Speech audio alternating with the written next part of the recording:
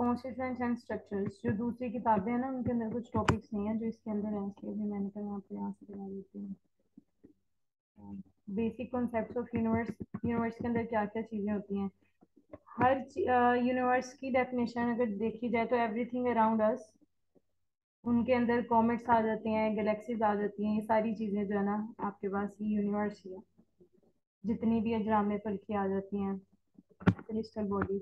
जब basic concept क्या ये नहीं आएंगे, मैक्सिमम भी एमसीक्यूज के तौर पे आ सकते हैं आपको। कॉमेट्स क्या होते हैं? ऑब्जेक्ट्स में जो आइस, मेटल्स और डस्ट से मिलकर बने होते हैं, ये सन के गिर्द मूव करते हैं, उनको कॉमेट्स कहते हैं। जैसे आपने देखा भी होगा, इसको, इसके तीन पार्ट्स होते हैं। एक सॉलिड सेंटर होता है इसका, head around centre of dust, इसके गिर्द एक इसका सर सा बना हुआ होता है, वो डस्ट का होता है और आइस का होता है, और इसके पीछे एक टेल होती है, वो भी डस्ट, आइस और गैसेस की ही होती है। एस्टेरॉइड्स क्या होते हैं?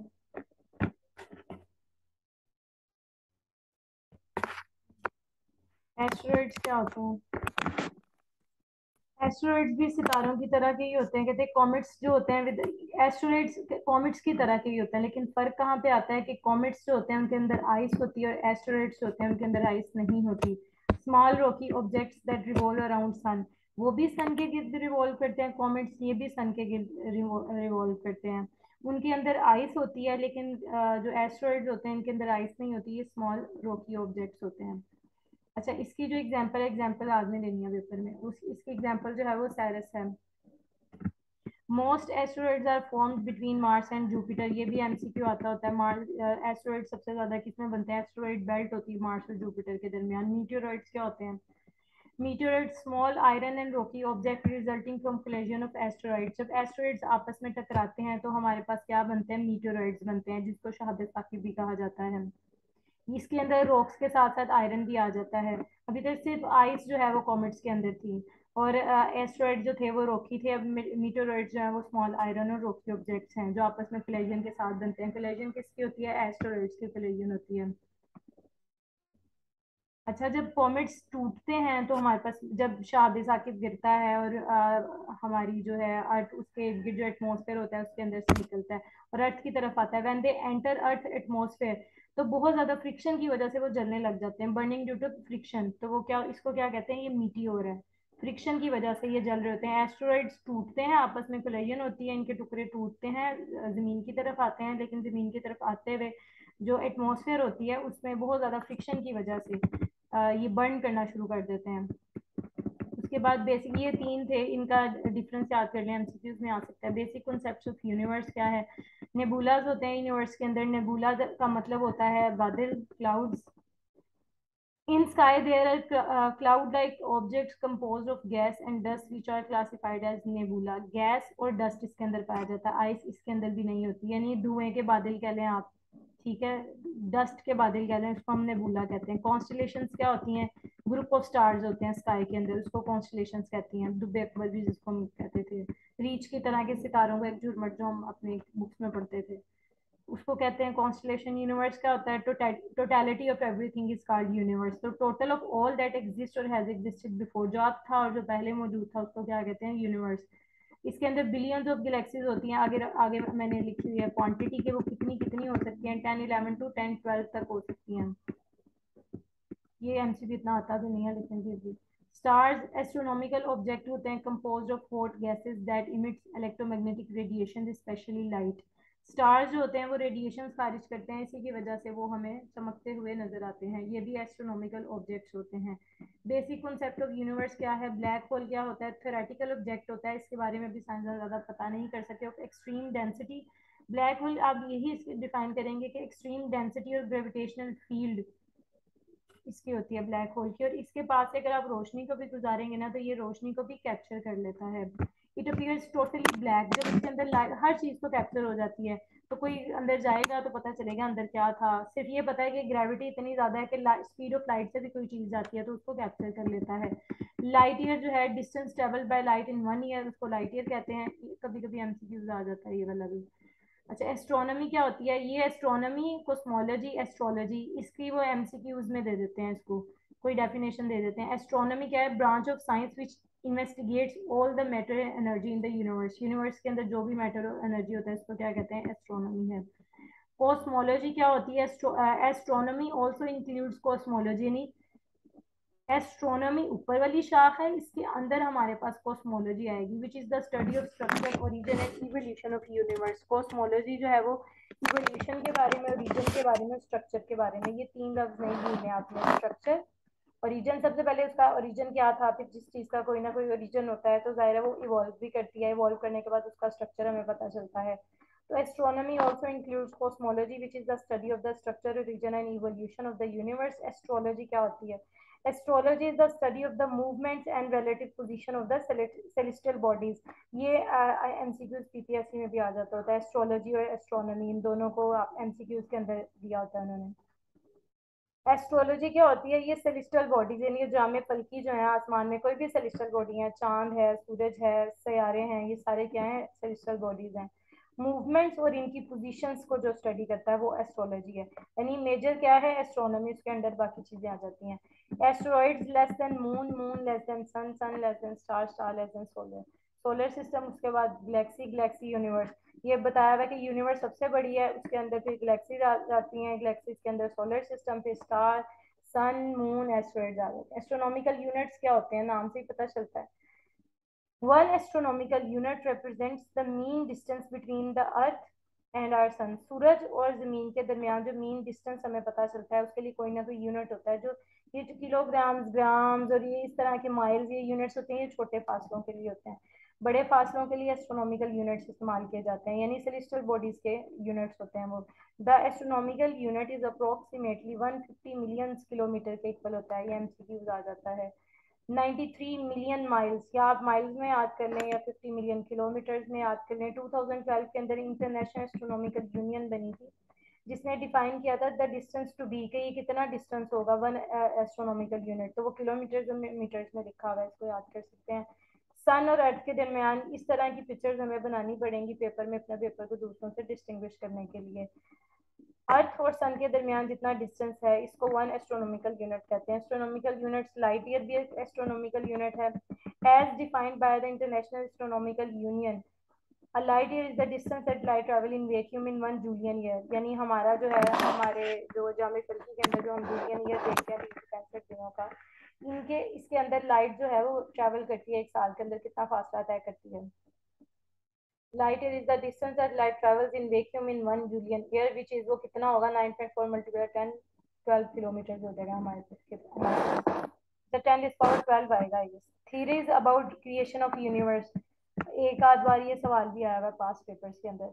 ओल्ड थ्योरी भी है 17th सेंचुरी के अंदर, स्टैटिक, इन्फिनिट एंड अनचेंज्ड। अच्छा, 17th सेंचुरी में ये बिलीव किया जाता था कि अर्थ जो थी वो, यूनिवर्स जो थी वो स्टैटिक थी, इन्फिनिट थी, यानी इसकी कोई हद नहीं है, और ये अनचेंज रहेगी, हमेशा ऐसे ही चलती रहेगी। यानी कि ये इसके अंदर एक्सपेंशन नहीं हो रही, स्टैटिक अपनी जगह रुकी हुई है, लेकिन हमें पता है ये थ्योरी जो है ये गलत है। न्यू थ्योरी क्या है? After the invention of telescope जब इजाद हुई तो अब ये कहते हैं कि बिग बैंग थ्योरी, जो हम पढ़ते हैं कि दुनिया एक धमाके से बनी थी, जाइजेंटिक एक्सप्लोजन हुआ, एक बहुत बड़ा धमाका हुआ, universe came into existence 15 to 20 billion years ago. ये एमसीक्यू आता है पेपर में अक्सर ही, 15 से 20 बिलियन ईयर्स अगो यूनिवर्स की एज पूछी जाती है। फ्यूचर ऑफ यूनिवर्स क्या है? अब ये दो तीन तरह का यूनिवर्स का जो है ना, कॉस्मोलॉजिस्ट और एस्ट्रोलॉजिस्ट बताते हैं कि इसका क्या होगा फ्यूचर।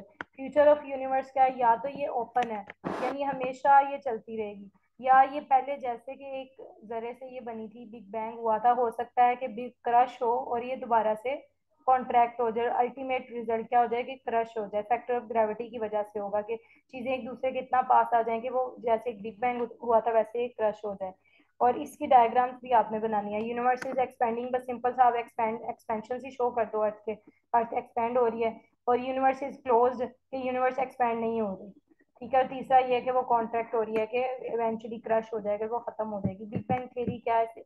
स्टार्टिंग फ्रॉम सिंगुलैरिटी, बहुत माइनर सी सिंगुलैरिटी थी जिसके अंदर पूरी कायनात थी, to the cosmos to today, कहते हैं कॉस्मोस से वो शुरू हुई और अब आज की जो कायनात है हमें वो नजर आती है। सिंगुलैरिटी क्या है? Entire universe was inside a bubble, एक बबल जितना था उसके अंदर बहुत होटर और बहुत डेंसर था, इसको उन्होंने कहा कि सिंगुलैरिटी है, यानी एक ऐसा बबल जो बहुत ज्यादा हॉट है और जिसकी डेंसिटी बहुत ज्यादा है। Then explosion resulted and universe was created, एक धमाका हुआ, यूनिवर्स बन गई, फॉर्मेशन ऑफ गैलेक्सी। यूनिवर्स के बाद क्या बनी, गैलेक्सीज बनी, क्योंकि वो यूनिवर्स के बाद बड़ी चीज क्या है, गैलेक्सी है। द यूनिवर्स, अभी तक जो साइंसदानों को पता चल चुकी है, the universe grew from smaller than a single atom to bigger than galaxy, expansion हुई। ठीक है, चीजें एक्सपेंड हुई, और एक्सपेंशन जो होती है हमें पता है केमिस्ट्री में कि उसकी वजह से क्या होती है, कूलिंग होती है।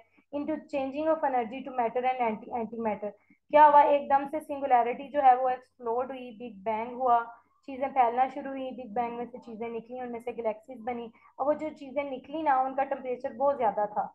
ठीक है, और उसके अंदर जो मैटर था वो ऐसा मैटर था कि कुछ पार्टिकल्स पॉजिटिव थे, कुछ नेगेटिव थे, यानी कुछ मैटर था, कुछ उसका एंटी मैटर था। वो मैटर और एंटी मैटर एक दूसरे को कोलैप्स करते रहे, खत्म होती रही चीजें, और इवेंचुअली हमारे पास जो आज यूनिवर्स मौजूद है वो सर्वाइव की। दीज ऑपोजिट पार्टिकल्स जो है उन्होंने डिस्ट्रॉय किया ईच अदर को, एंड सम मैटर सर्वाइव, कुछ मैटर जो है वो बच गया हमारे पास। Formation of proton and neutron occurred, इसके नतीजे में क्या हुआ कि जब एंटी मैटर और मैटर आपस में मिले तो हमारे पास प्रोटॉन और न्यूट्रॉन जो थे वो बच गए। ड्रॉपिंग ऑफ टेम्परेचर, टेम्परेचर कम हो गया। पहले तो इतना टेम्परेचर था कि ये कायनात के अंदर रहना ही बहुत मुश्किल था ना। तो dropping of temperature resulted into formation of hydrogen and helium nuclei. जब टेम्परेचर कम हुआ तो सर्वाइव क्या किया, हाइड्रोजन और हीलियम न्यूक्लियाई, यानी कायनात में सबसे पहले ये दोनों बने।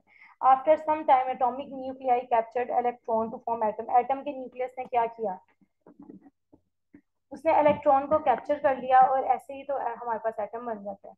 क्या होता है, न्यूक्लियस होता है, इलेक्ट्रॉन होते हैं, तो एटम बन गया। तो पहला एटम कायनात का ये बना था। Universe was filled with clouds of hydrogen and helium, ये जो यूनिवर्स थी ये क्लाउड से मिली, हाइड्रोजन और हीलियम के क्लाउड से, which later formed other celestial bodies, जिन्होंने दूसरी सेलेस्टियल बॉडीज बना दी। बिग बैंग थ्योरी क्या होती है हमारे पास, ये एक डायग्राम भी बनी है, आपको नजर आ रही होगी। बिग बैंग हुआ, इन्फ्लेशन हुई, यानी चीजें फैली।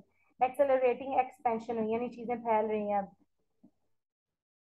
अब वो कहते हैं बिग बैंग हुआ, फिर बिग रिप हो जाएगा हमारे पास। फॉर्मेशन ऑफ एटम्स, एटम्स बने, अब ड्रा जरूर करें। गैलेक्सी की फॉर्मेशन हुई, इसके बाद स्टार्स बने, वो जो मैंने दिखाया था ग्रेटर देन लेस देन करके, जो इक्वेशन ही बनी थी वही इक्वेशन यहाँ पे शो की हुई है, और डॉट डाल के बताया हुआ यू आर है कि हम यहाँ पर हैं। गैलेक्सीज जो थी वो डिस्ट्रॉय हो गई, गैलेक्सीज डिस्ट्रॉय हो जाएंगी तो बिग रिप दिखा रहे हैं। एटम जो रिप्ट अपार्ट हो जाएंगे, अर्थ जो है वो एक्सप्लोड कर जाएगी, सोलर सिस्टम ब्रेक अपार्ट हो जाएगा, तो फिर वो हमारे मुताबिक क्या आ जाएगी। अच्छा, वो ये कहते हैं कि अप्रोक्सीमेटली 22 बिलियन ईयर्स लगेंगे इस क्रश को होने में। अच्छा, age of universe and methods to determine it, ये क्वेश्चन भी आया हुआ पास्ट पेपर्स में। The time from both big bang theory to the present age 13.8 billion years, MCQ बहुत आता है ये। मेथड्स क्या है जी, age of galaxies from the travel time of light, light जो है जिस तरह टाइम ट्रेवल किया जाता है, लाइट ट्रेवल करती है, उसके जरिए से उसके टाइम को हम मेजर करके एज ऑफ गैलेक्सी निकाल सकते हैं। The light from distant galaxies is red shifted, ये ब्लू शिफ्ट और रेड शिफ्ट का जो है कॉन्सेप्ट, इससे भी हम एज ऑफ यूनिवर्स जो है वो पता करा सकते हैं। The light from distant galaxies जो होती है वो रेड शिफ्टेड होती है, इसका ये मतलब है यूनिवर्स जो है वो एक्सपेंशन की तरफ जा रही है। ये हमने एफएससी फिजिक्स में पढ़ा भी हुआ है, रेड शिफ्ट और blue shift. Age of the universe from expansion, हमें पता है कि यूनिवर्स जो है वो एक्सपेंड कर रही है, यही हमने पढ़ा ना। इवेंचुअली हो सकता है कि वो क्रश कर जाए, लेकिन फिलहाल जो है एक्सपेंड कर रही है। भी कॉस्मोलॉजिकल कुछ रेडिएशन भी कॉस्मोलॉजिस्ट ने देखी हैं कि वो जो लेफ्ट ओवर एनर्जी बच गई थी ना, जब हमारी यूनिवर्स जो थी वो बहुत ज्यादा गर्म हो गई थी, जब उसका टेम्परेचर बहुत ज्यादा था, तो आहिस्ता आहिस्ता उसका टेम्परेचर कम हुआ। तो स्टिल जो बैकग्राउंड रेडिएशन है ना, कॉस्मोलॉजिस्ट हैं जो फिजिसिस्ट हैं, वो उसको मेजर कर सकते हैं कि अभी भी कोई ऐसी रेडिएशंस हैं जो जिसकी वजह से यूनिवर्स जो है मुसलसल एक्सपैंड कर रही है। तो ये भी जो है हमारे पास शायद इसमें अगर लिखा हुआ, अदरवाइज नहीं तो आप इसको वैसे ही देखें। ये बैकग्राउंड रेडिएशंस को मेजर करके भी पता चला कि अर्थ जो है वो यूनिवर्स जो है वो एक्सपैंड कर रही है। The light from distant galaxies is red shifted, red shift के जरिए से भी, टाइम ऑफ लाइट के जरिए से भी उसका ट्रेवल टाइम देख कर, दो तीन मेथड्स हो गए हमारे पास। Age of universe from expansion जो मैंने बताई है वही है। An alternative approach to estimating is the age of universe is to measure the Hubble constant. Hubble एक साइंसदान था, the Hubble constant is a measure of the current expansion rate of the universe. उसने formula बताया था, if the universe is flat and composed mostly of matter, अगर universe को हम consider करें कि वो फ्लैट है और मोस्टली वो मैटर से मिलकर बनी हुई है, तो हम उसकी जो एज है वो हबल कांस्टेंट जो 2/3 एज एज हबल का है उससे मालूम कर सकते हैं. If the universe have a very low density of matter then its extrapolated age is larger. वो किसके इक्वल होगी? 1/एज के इक्वल होगी. यानी ये हमने चौथा मेथड पढ़ लिया यूनिवर्स की एज मालूम करने का. यानी इसका ग्राफ बनाकर composition of the universe. Dark matter हमारे पास 27% है, डार्क एनर्जी हमारे पास 68% है, dark matter 27%, ordinary matter 5%, dark energy 68%, जो इतनी ज़्यादा है कि अभी तक साइंटिस्ट के बारे में खैर पता नहीं चला सके क्यों है और कैसे है. ऑर्डिनरी मैटर जो है 4% हाइड्रोजन एंड हीलियम है, लेस देन 1% स्टार्स हैं, लेस देन 1% अदर चीज़ें हैं. एटम 4.6% है, डार्क मैटर 24. आप देख लें बाकी. उसके बाद डार्क मैटर हमारे पास क्या है? Galaxies are rotating with such speed that the gravity generated by this observable matter. कहते हैं गैलेक्सीज जो है वो रोटेट कर रही हैं, हमें इस चीज का पता है. डार्क मैटर बता रही है कि क्या है, गैलेक्सीज रोटेट करती हैं लेकिन उनकी स्पीड इतनी ज्यादा होती है कि ग्रेविटी के रोटेशन की वजह से जो ग्रेविटेशनल फोर्स पैदा होती है by this observable matter could not possible hold them together. वो इतनी ज्यादा तेजी से गैलेक्सीज मूव कर रही होती हैं कि उनकी मोशन की वजह से ग्रेविटी इतनी ज्यादा पैदा हो जाती है कि वो चीजें आपस में होल्ड नहीं रह पाती, एक दूसरे के साथ नहीं रह पाती. तो क्या हो जाती हैं? टूट जाती हैं और बिखर जाती हैं. They should have torn themselves long ago. कहते हैं इतनी ज्यादा ग्रेविटी की वजह से जो गैलेक्सीज रोटेट कर रही हैं उनकी वजह से जो ग्रेविटी पैदा हो रही है, उस ग्रेविटी के पैदा होने की वजह से चीजों को चाहिए था वो टॉर्न अपार्ट हो जाती, एक दूसरे से दूर चली जाती, टूट जाती. दिस लीड साइंटिस्ट, अब ऐसा हुआ नहीं, this leads scientist to believe that something we can not see at work, कि कोई चीज है कि जो इन चीजों को टूटने से रोक रही है, जो इस ग्रेविटी के अगेंस्ट काम कर रही है. They think sometimes we have yet to detect is directly giving these galaxies extra mass. कोई ऐसी चीज है जो इनको एक्स्ट्रा मैस दे रही है जो हमें नजर नहीं आ रहा, जिसको हम डिटेक्ट नहीं कर पा रहे. Generating the extra gravity they need to stay intact. हमें वो ग्रेविटी तो नजर आ रही है जो पैदा हो रही है रोटेशन की वजह से, लेकिन हमें उसकी एंटी ग्रेविटी नजर नहीं आ रही जिसने उसको इंटैक्ट रखा हुआ है. This strange matter was called dark matter. इसको जो हमें नजर नहीं आ रही, since it is not visible, that is why we are calling it dark matter. Features of dark matters क्या है? Unlike normal matter it does not interact with the electromagnetic force. हमें कैसे पता चला कि कोई डार्क मैटर है? Electromagnetic force जो है वो हमें, अच्छा, इलेक्ट्रोमैग्नेटिक फोर्स जो है वो हर चीज के साथ इंटरेक्ट कर रही है, लेकिन इस मैटर के साथ वो इंटरेक्ट नहीं कर रही. इसका एक फीचर फिर ये होगा कि ये नॉर्मल मैटर के अनलाइक इंटरेक्ट नहीं करती इलेक्ट्रोमैग्नेटिक फोर्स के साथ. It does not absorb emit और रिफ्लेक्ट सनलाइट. सनलाइट ना ही अब्सॉर्ब होती है इससे, ना कुछ भी नहीं कर रही, सनलाइट के साथ इंटरेक्शन ही नहीं कर रही. Scientist are able to infer its existence only from the gravitational effect. Science आने के पास सिर्फ एक तरीका है ये देखने के लिए कि आया कि ये मैटर मौजूद भी है कि नहीं. वो सिर्फ एक ही है जो मैं आपको भी बता चुकी हूँ, है gravitational effect. Places with concentration of dark matter bend light passing near by interact with gravity. ये सिर्फ ग्रेविटी के साथ इंटरेक्ट करती है. इसका ये मतलब है इसके पास से जब कोई लाइट पास करती है तो ये क्या करती है? उसको अपनी तरफ खींच लेती है, उसके साथ इंटरेक्ट करती है, उस लाइट को बेंड कर देती है. It seems to outweigh visible matter roughly 6 to 1, making up about 27% of the universe. यानी हमें जो यूनिवर्स नजर आ रही है ना, उसका 27% तो ये है, यानी आउटवेट कर देती है. ये डार्क मैटर बहुत ज्यादा है उस मैटर से जो हमें नजर आ रहा है. ये आपको डायग्राम्स दिखाई हुई है उन्होंने डार्क मैटर, यहाँ पर भी दिखाया हुआ है. कंपोजिशन ऑफ द यूनिवर्स अब क्या है? Dark matter. In 1929 Edward Hubble, जिसके बारे में मैंने हबल कांस्टेंट बताया था, examined how the wavelength of light emitted by the distant galaxies shifts toward the red end of the electromagnetic spectrum. Electromagnetic spectrum क्या होता है? रोशनी का स्पेक्ट्रम होता है जिसके अंदर गैमा रेज और इस तरह की डिफरेंट रेज होती हैं. पूरा एक वो स्केल होता है उसके ऊपर. अब वो जो स्पेक्ट्रम था इलेक्ट्रोमैग्नेटिक स्पेक्ट्रम, उसकी तरफ शिफ्ट हुआ, रेड शिफ्ट की तरफ. यानी Edward Hubble examined how the wavelength of light emitted by the distant galaxies. ये डिस्टेंट गैलेक्सीज से जब लाइट इंटरेक्ट करती है, लाइट उससे टकराती है, तो क्या होता है? लाइट रेड शिफ्ट कर जाती है. जो स्पेक्ट्रम हमारे पास होता है इलेक्ट्रोमैग्नेटिक स्पेक्ट्रम, उसके उस एंड की तरफ चली जाती है जिस एंड की तरफ रेड शिफ्ट होती है। ही फाउंड दैट फेंटर, उसने मालूम किया कि ये बहुत फेंट सा था। More distant galaxy showed a larger degree of redshift, जो जितनी ज्यादा दूर गैलेक्सी थी उसने उतनी ही ज्यादा रेडनेस शो की, फेंटर से ज्यादा स्ट्रॉन्गर शो करना शुरू कर दी उन्होंने। Closer galaxies not so much, closer galaxies इतनी ज्यादा रेड शिफ्ट नहीं शो कर रही थी, दूर वाली गैलेक्सीज ज्यादा रेड शिफ्ट शो कर रही थी स्पेक्ट्रम के ऊपर। Hubble determined that this was because the universe itself is expanding, इससे हमें पता चला कि ये जो है एक्सपेंशन की थ्योरी ये ज्यादा बेहतर है। wherever there is empty spaces in the universe, universe के अंदर जहां जहां empty spaces है, more is forming every second, her second उसमें इजाफा हो रहा है। so dark matter is some kind of energy intrinsic to empty spaces, कि ये ऐसी एनर्जी है जो empty spaces के अंदर बनती है। फीचर्स ऑफ डार्क एनर्जी क्या होते हैं, तो ये क्वेश्चन भी आया है पास्ट पेपर में, इसलिए यहाँ मैंने इसको एड्रेस किया हुआ है। It makes up approximately 68% of the universe and appears to be associated with the vacuum in space, जो वैक्यूम हमें नजर आता है स्पेस के अंदर, ये वहां पर वहां से एसोसिएट करती है। 68% जो है हमारे पास ये यूनिवर्स के अंदर मौजूद है। It is evenly distributed through the universe के अंदर, इवनली डिस्ट्रीब्यूट है, इक्वली डिस्ट्रीब्यूट है। even distribution means that dark matter does not have local gravitational effect, dark matter जो है उसका gravitational effect locally नहीं है, but rather a global effect on the universe के ऊपर। लोकल इफेक्ट नहीं नजर आएगा, ह्यूज लेवल पे आप जाएंगे, बड़ा पैमाना देखेंगे तो आपको ये नजर आएगी। This leads to repulsive force which tends to accelerate the expansion, कहते हैं ये देखें, इससे भी हमें पता चल रहा है कि यूनिवर्स एक्सपैंड कर रही है क्योंकि ये रिपेल कर रही है, रिपेलिंग फोर्स है। जब ये रिपेल करेगी किसी चीज को तो इसका ये मतलब है उसको दूर भेजेगी। composition of the universe क्या है, ideas to explain dark matter, empty spaces has its own energy, empty spaces की अपनी एनर्जी होती है। idea of Einstein in 1917, idea of cosmological constant, a force that counteract। अच्छा, एम्प्टी स्पेसेस हमें universe में बहुत ज्यादा नजर आती है, उनकी अपनी ही एक एनर्जी होती है जो मैंने अभी बताया कि ब्लैक एनर्जी जो है।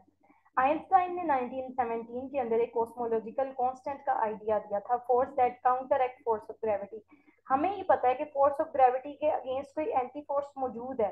1917 में आइंस्टाइन ने कॉस्मोलॉजिकल कांस्टेंट जो कि counter to gravity force of gravity है वो कॉन्सेप्ट दिया था।